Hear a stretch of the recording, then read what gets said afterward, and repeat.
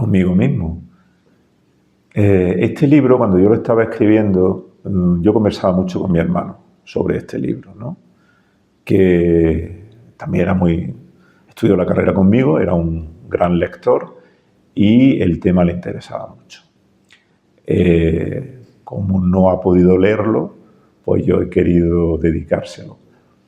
Y luego yo me di cuenta, cuando escribí el libro, que mi hermano, de alguna manera, nos parecíamos en algunas cosas y éramos curiosos, dos hermanos que se quisieron tanto, siendo tan diferentes entre sí en muchos aspectos. Él tenía un componente utópico fuerte que le hizo estar desubicado en el tiempo que le tocó vivir. Mi hermano no terminó de encajar en el tiempo que tocó vivir. Él hubiera sido, pensaba él, más feliz en otro sitio. Y yo, sin embargo, en eso no tengo ningún componente utópico, soy muy idealista, ¿no? Pero también muy pragmático, muy realista. Entonces, para mí la vida es una combinación de idealismo, principios, convicciones y realismo. A mí me gusta decir que Don Quijote no era utópico, era idealista, porque me lo pedía el cuerpo, porque es una evolución natural en mí, porque era un libro que ya se abría a codazos en mi mente y en mi corazón.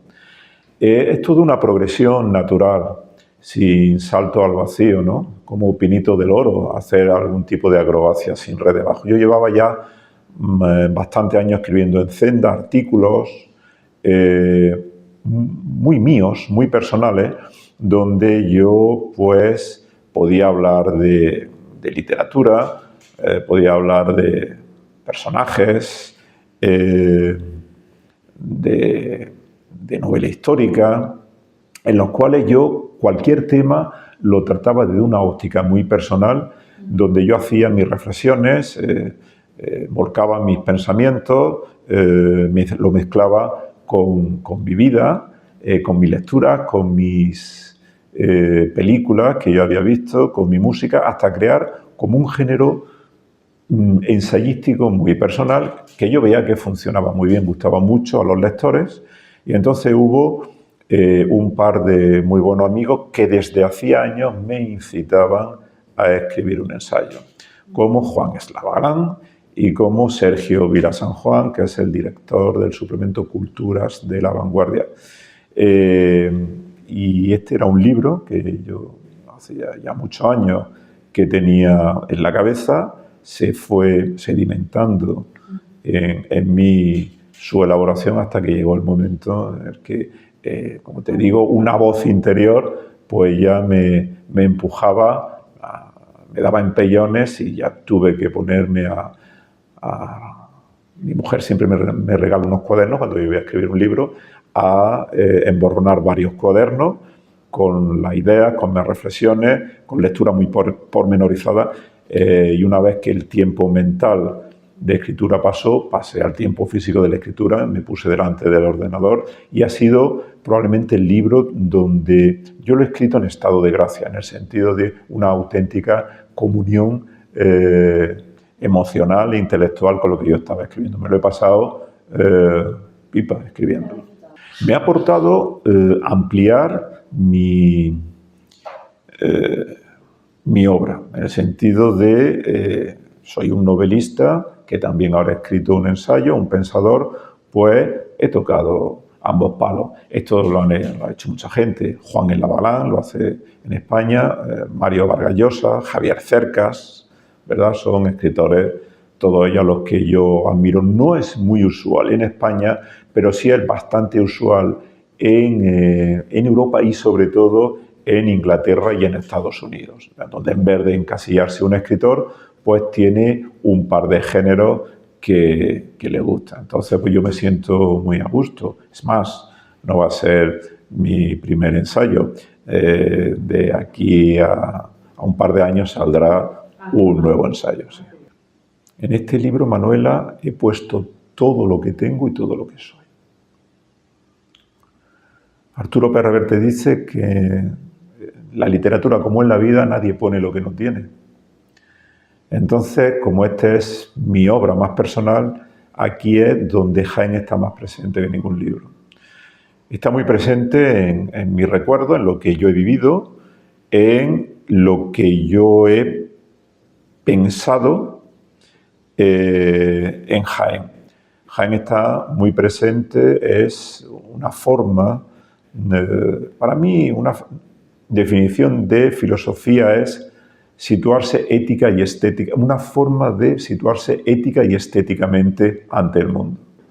Para mí, haber nacido en Jaén y sobre todo de forma voluntaria, haber querido vivir en Jaén, significa estar situado en el mapa de España, en una provincia periférica donde están mis raíces familiares y emocionales. Eso significa que en el libro mío más personal de pensamiento, pues mi ciudad me la ha apañado, mi tierra, para que esté muy presente. Sí, he querido lo primero mostrar y luego demostrar cómo a través de 2500 años de la historia, las utopías, entendidas como el intento de construcción o la materialización de mundos perfectos, de sociedades ideales, la inmensa mayoría de las veces estos paraísos en la tierra que se prometían de forma muy rápida se han convertido en infiernos, pero no siempre. He querido ver y demostrar cómo el hombre una y otra vez no es que tropiece varias veces la misma piedra, es que hay muchas personas que tienen una pulsión irredenta en que la realidad se ahorme a su idealidad, en negar la realidad y entonces en construir un mundo perfecto de forma tan vertiginosa que piensan que eso va a funcionar.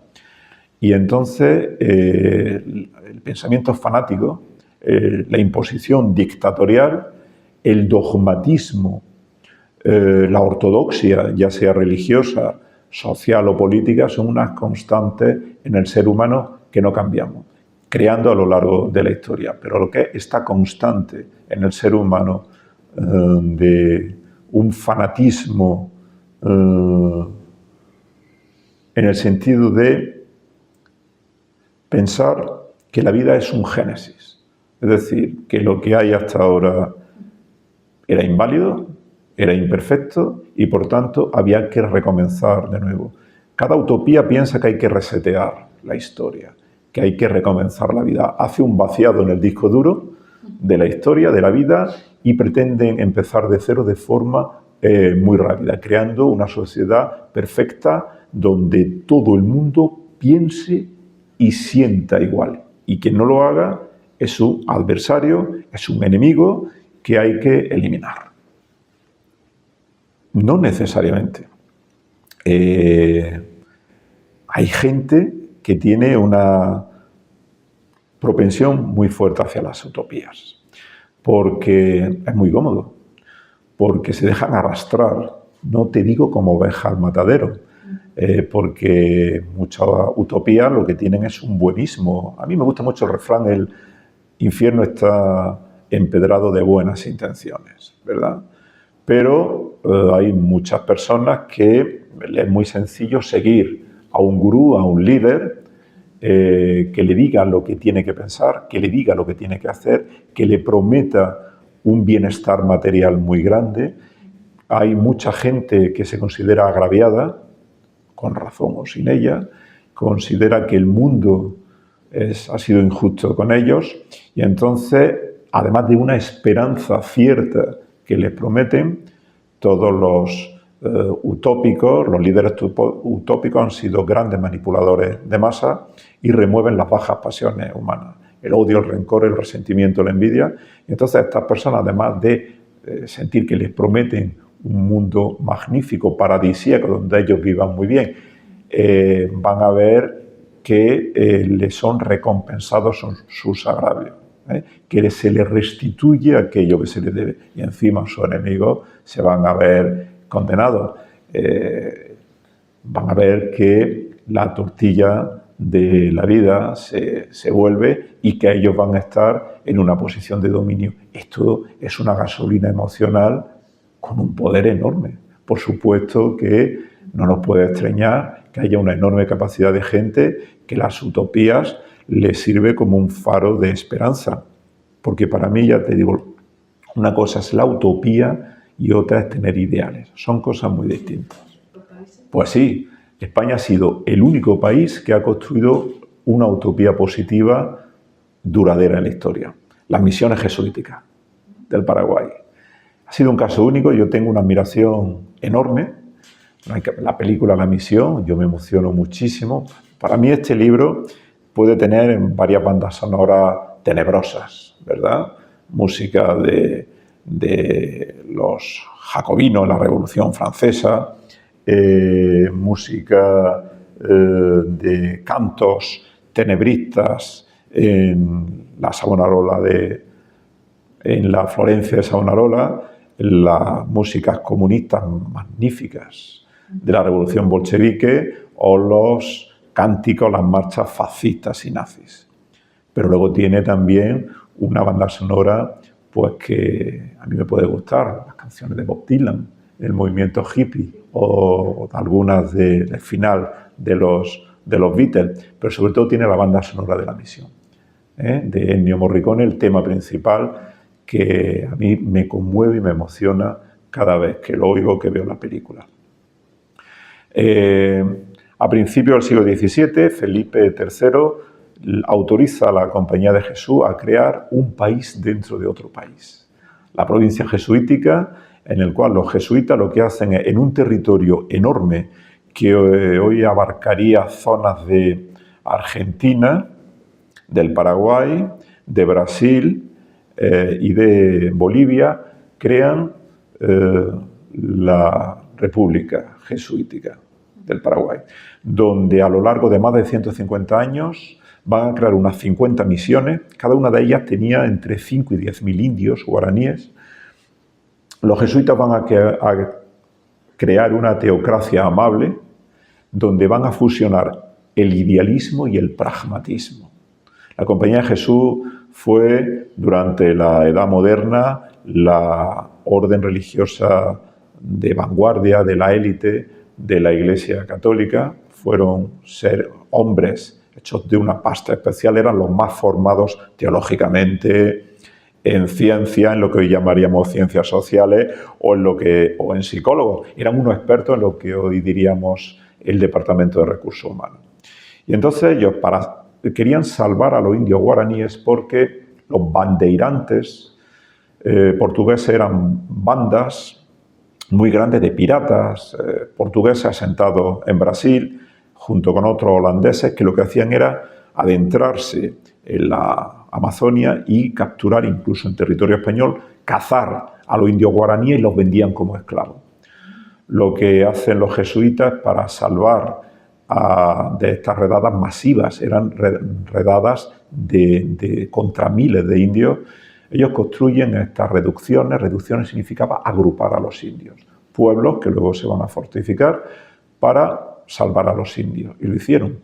Durante más de 150 años, cerca de 60.000 indios sobrevivieron en las misiones. Fue un país dentro de otro país donde los jesuitas respetaban las leyes de India, es decir, las leyes de España para los indios en América. Fue abolida la pena de muerte, fue el único país de toda la historia católico, de la Edad Moderna, donde era abolida la pena de muerte. Ellos construyeron un urbanismo magnífico, donde trasladaron el urbanismo de Europa a América, fusionado con las características de las casas guaraníes. Construyeron una iglesia magnífica del arte barroco. Evangelizaron a los indios con catecismos bilingües, en guaraní y en español. Los jesuitas aprendían guaraní para evangelizar a los indios, para acercarse a ellos. Como los guaraníes eran muy buenos músicos, les gustaba ir y bailar, los jesuitas, como se ve en la película, a través de la música los atraían. Construyeron los mejores, eran muy grandes, eran grandes luthiers. Los jesuitas construyeron grandes talleres artesanales de instrumentos musicales, de cuerda, de viento, órganos, que se vendían por toda América, de la España peninsular y de Europa. Iban a comprar instrumentos las misiones jesuitas. Los instrumentos de las misiones jesuitas rivalizaron en belleza y en técnica con los Stradivarius. Uno de los mejores astrónomos del mundo fue un jesuita español de América que construyó un observatorio astronómico en una de las misiones. Sus cartas astronómicas, sus calendarios se vendían por toda la América española y por Europa. Ellos educaban en igualdad, los jesuitas, a los niños y a las niñas. Aplicaron una especie de ciclo formativo, de formación profesional. Le enseñaban un oficio a los indios. Se gobernaban a sí mismos los indios. Lo que hicieron fue copiar el sistema de los ayuntamientos de la Corona de Castilla, de los cabildos, y los indios se gobernaban por ayuntamientos copiados a los de la Corona de Castilla, donde el máximo mandatario era el cacique. Respetaron los jesuitas la institución del cacicato. En cada misión había dos jesuitas, uno mayor y otro más joven. Ambos sabían guaraní. Eran los únicos no indios que había en las misiones. Estuvo prohibido el dinero. Se conciliaba la propiedad privada con la propiedad colectiva de la tierra y del ganado. Se autogestionaba cada misión. Los excedentes agrícolas o ganaderos se trocaban, había trueque entre las diferentes misiones para abastecerse entre ellas. Si había excedentes, se vendían en Buenos Aires o en otras ciudades de América, y con ese dinero compraban los jesuitas en América o en Europa material de todo tipo que les servía para las misiones. También ellos tenían un comité jesuítico económico en lo que hoy es Argentina, que supervisaba la economía de las misiones. Tenían también atarazanas donde construían algunas misiones pequeños barcos y canoas. Fueron un mundo muy adelantado que terminó con la prohibición y la expulsión de los jesuitas por Carlos III en 1767. Una paradoja, uno de los mejores reyes de la historia de España acabó con este sueño utópico de las misiones. Por tanto, España ha sido la única utopía que ha construido y ha sido la única longeva a lo largo de la historia que ha sido una utopía positiva. Es algo inimaginable hoy día. A final del siglo XX, principio del siglo XXI, la UNESCO concedió a bastantes misiones la catalogación de Patrimonio de la Humanidad. Yo creo que es una forma de restituir aquella grandeza que se hizo en la América española, donde la mayoría de los jesuitas que se iban a las misiones con un billete de ida y sin vuelta eran en un primer momento españoles y muchos de ellos andaluces. Yo cuando escribo un libro lo hago para aprender.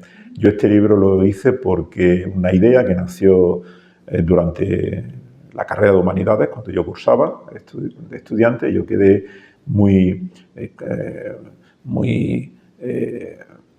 tuve una enorme admiración por determinadas figuras como la de Tomás Moro, ¿verdad? O como los socialistas utópicos en el siglo XIX, Julio Verne. Yo soy escritor, fui lector por culpa de Julio Verne. Con 8 o 9 años yo me envicio con las novelas de Julio Verne. En mi colegio, el Martín Noguera, una de las mejores maestras de lengua que he tenido en mi vida, Carmen Ortega, pues hizo una biblioteca de aula donde cada uno de los alumnos que queríamos aportábamos unos libros para que los días que lloviese no podíamos salir a las magníficas pistas que tenía mi colegio al aire libre, pues a jugar, nos quedamos en el aula leyendo y yo aporté libros de Julio Verne. Con 10 años se convoca un concurso de cuentos en mi colegio, lo organiza esta maestra, yo me presento y lo gano. El cuento todavía conservo el borrador, se llama Viaje a Júpiter, era la forma fina de decir un homenaje, era una forma descarada de imitar a Julio Verne, ¿no? Una mezcla de viaje al centro de la Tierra y viaje a la Luna. Entonces, pues Julio Verne en su juventud fue un admirador de los socialistas utópicos, casi todos ellos fueron franceses, ¿no?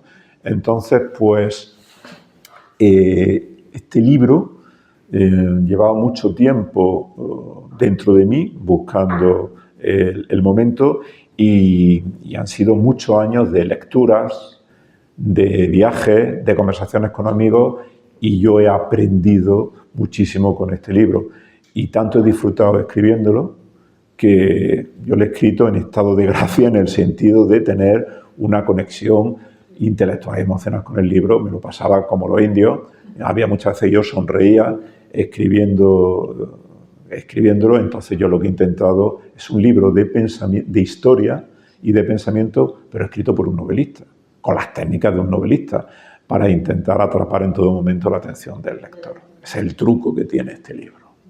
La mayoría de ellas han sido utopías de la hemoglobina, utopías de la sangre, para crear infiernos en la Tierra. Otras, sin embargo, pues se quedaron en la teoría, han sido unos focos, unos electroimanes emocionales a lo largo de la historia, como la de Platón, que en 3 ocasiones intentó construir su utopía en Siracusa. Platón era lo que hoy diríamos un spin doctor, un consejero de un político, donde quieren influir en un político para aplicar sus ideas. Entonces, Platón, que ha sido uno de los grandes escritores de la humanidad, pues con esta arrogancia y soberbia que tienen muchos intelectuales, pues se fijó en un tirano, que era como se decía en la antigua Grecia, los dictadores. Pensó que este dictador de Siracusa podía aplicar esa república, es decir, esa ciudad ideal, esa polis ideal de Platón. Le salió muy mal la jugada en todas las ocasiones, ¿no? Pero fue un referente intelectual a lo largo de la historia. Lo mismo sucedió con Tomás Moro, ¿no? En ese sentido. Entonces, pues, la única utopía, hemos dicho, positiva ha sido la de las misiones jesuitas y luego también los socialistas utópicos, algunos de ellos estaban flipados, incluso eran unos frikis espectaculares. Otros eran gente muy bien intencionada, muy rica, que en Estados Unidos intentaron, con el aplauso del Congreso de los Estados Unidos, con varios presidentes de los Estados Unidos que estaban mezclados en la tribuna, aplaudieron esta idea de montar en Estados Unidos como una tierra de promisión ciudades ideales. Todas fueron un fracaso, se llamaban Icaria, Nueva Armonía, pero fueron un auténtico fracaso que duraron muy pocos años, terminaban todos sus miembros peleados. Sin embargo, algunas de las ideas de los socialistas utópicos no fueron tan desnortadas, no fueron tan descaminadas porque tuvieron intenciones o ideaciones que se han aplicado. Por ejemplo, crear economatos en las fábricas, crear guarderías en las fábricas para que las mujeres trabajadoras pudieran llevar a su hijo, dar cursos en las fábricas, sobre todo esto lo hizo Robert Owen en su fábrica que él dirigía en Escocia, en New Lanark, hoy se puede visitar. Sí, una de las experiencias magníficas como de un viajero para visitarla, dar cursillos a los obreros para que tuvieran un perfeccionamiento en el trabajo y fueran más eficaces. Darle unas viviendas dignas. Algunos socialistas utópicos tuvieron la idea de un banco central mundial, de una red de comunicaciones en Europa a lo largo por medio del ferrocarril, que luego se plasmó en el Orient Express, o incluso el canal de Suez y el canal de Panamá fueron ideaciones de socialistas utópicos que luego se llegaron a hacer. El papel de la mujer, ahí lo pongo yo en el epílogo, no ha habido ninguna mujer entre las ideólogas utópicas. Yo le he dado vuelta, entonces se podría decir que es porque la mujer tradicionalmente no ha tenido en la historia puestos de responsabilidad. Si bien es cierto que España ha tenido varias reinas, en Europa hubo varias reinas, ha habido también luego Santa Teresa de Jesús como una de las grandísimas escritoras intelectuales de la historia de España, pero ha habido luego otras mujeres dedicadas a la Iglesia o intelectuales en la Edad Moderna, o luego, a partir del siglo XIX, científicas, pensadoras, artistas.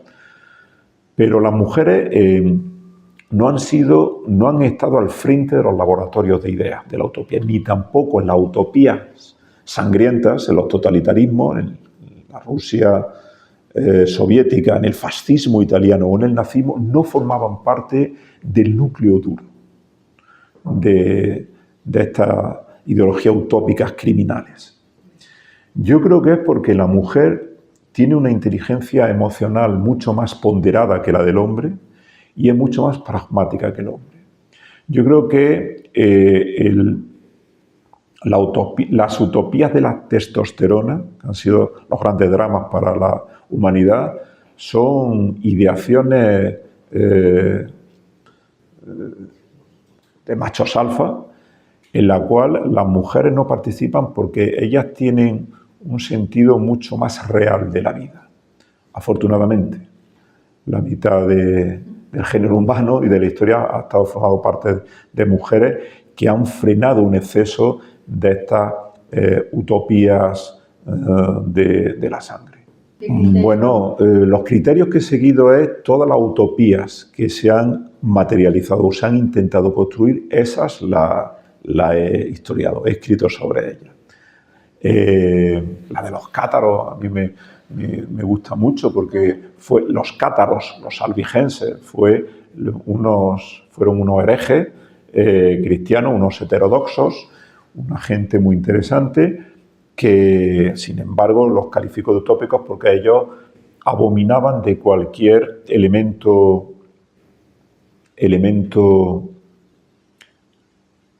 corporal o carnal de la vida. Para ellos, todo elemento nacido en la tierra, para ellos la pureza era espiritual. Entonces, cada ser humano que nacía era algo corrupto, porque iba a morir. Con lo cual ellos lo que hacían era, su ideal era no practicar relaciones sexuales heterosexuales para no tener fines reproductivos. Se hubiera terminado la humanidad por consunción. En ese sentido fue el Papa Inocencio III, ¿verdad?, el que estaba durante la Cruzada de los Niños y la Nava de Tolosa, el que decreta una cruzada contra los albigenses o cátaros, se llamaba de ambas maneras, ¿no?, en ese sentido. No, lo que he hecho es escribir un libro de historia y de pensamiento a través de los ojos de un novelista. He disfrutado muchísimo, es un ensayo, me he sentido muy libre, porque yo soy un gran admirador de los ensayistas anglosajones. Yo creo que tanto los británicos como los estadounidenses nos llevan una generación de ventaja a los europeos, sobre todo a los españoles o a la Universidad Española, en escribir ensayos, ¿no? Son muy audaces, muy libres, les gusta mucho la alta divulgación. En la Universidad Española la alta divulgación no ha estado tradicionalmente muy vista porque se creen los profesores de universidad que es rebajarse. Sin embargo, los ingleses y los americanos, que nos llevan varios siglos de ventaja en democracia, a los españoles, consideran los profesores que tienen un deber hacia la sociedad y que llega un momento que tienen que darle al ciudadano, hacerle partícipe de lo que ellos piensan de una forma sencilla, de una forma literaria, de una forma agradable, con unas técnicas muchas veces de novelistas. Por eso escriben también. Con lo cual es un libro donde hay algunos capítulos que parecen enteramente una novela, o yo los he concebido como tal. Yo me defino como un escritor que a veces da clase. Uy, qué difícil es saberlo. El relojero de la Puerta del Sol es la novela mía, sin duda, la que más premios ha tenido. Me dio el premio de la crítica de Andalucía y es la que me hizo más conocido en toda España. Y este libro de ensayo pues el que hasta ahora yo he disfrutado más y espero pues que me dé la misma alegría que me dio Reloj a la Puerta del Sol o cualquiera de mis novelas. Yo me acordaba de cuando yo era pequeño, yo veía a mis abuelos y también lo veía en personas mayores, en ancianos, que tenían las dentaduras postizas metidas en un vaso de agua encima de la mesita de noche por la noche. Entonces yo pensé que si Drácula hubiese llegado a viejo, pues hubiese puesto su dentadura de vampiro con unos colmillos en la mesita de noche. Esa metáfora o esa analogía a mí me dio la idea para el título, en el sentido de que toda la utopía se prometen como un paraíso en la Tierra y la mayoría de ellas no son sino infiernos cuando se han construido. Esa fue la analogía que me hizo pensar en el título. Otro ensayo muy literario. Otro ensayo muy literario. Ahora voy a la historia de la civilización mediterránea, un aspecto muy concreto de ella, y ya estoy escribiendo, está ya muy avanzado el libro. De nuevo Jaén estará muy presente, probablemente es la obra mía donde Jaén va a estar más presente, y estoy también disfrutando muchísimo con su escritura. De aquí a 2 años pues estará en la calle. Pues espero mucho, porque todos los libros míos los presento por primera vez en Madrid y luego en Jaén. Jaén es Miguel Delibes. Su última novela, El hereje, se la dedicó, la dedicatoria a Valladolid, mi ciudad natal. Jaén es mi ciudad natal y vital. Con lo cual, pues, yo lo que espero es que tenga la misma acogida, buena acogida, que el resto de mis libros, porque juego en casa. Pues estoy leyendo a la premio Nobel, a Han Kang, que me ha fascinado. Hoy estoy terminando de leer un libro suyo, La vegetariana. Yo cada año intento leer o hago por leer algo del premio Nobel que ha salido. Y en los últimos años, pues hay, digamos que 4 o 5 de los premios Nobel de literatura que se han convertido en escritores de referencia para mí. Esta escritora, yo hacía años que no leía algo tan potente literariamente, tan bien escrito y un universo tan propio y a la vez tan incrustado en la vida que nos ha tocado vivir. Ha sido un descubrimiento, una epifanía. Y curiosamente, los últimos escritores que más me influyen a mí, que más admiro, son escritoras. Sí, mujeres. Son mujeres. Han Kang, Hilary Mantel, Elizabeth Strout, Maggie O'Farrell, son escritoras para mí absolutamente admirables y escriben mejor que el hombre. Varios libros, yo tengo retortero, yo leo varios libros a la vez. Novelas no, novelas solamente una, al tiempo, pero novelas y ensayos voy alternando 2 libros y a veces 3 libros. O también me gusta muchísimo a mí el género de recopilación de artículos de periódicos, me encanta, o la literatura de viajes, o me gusta mucho la autoficción o las memorias, las biografías. Soy capaz de leer varios libros al mismo tiempo, pero lo que es novela, una solamente. Sí, si no me vuelvo loco de un estilo a otro, me pierdo.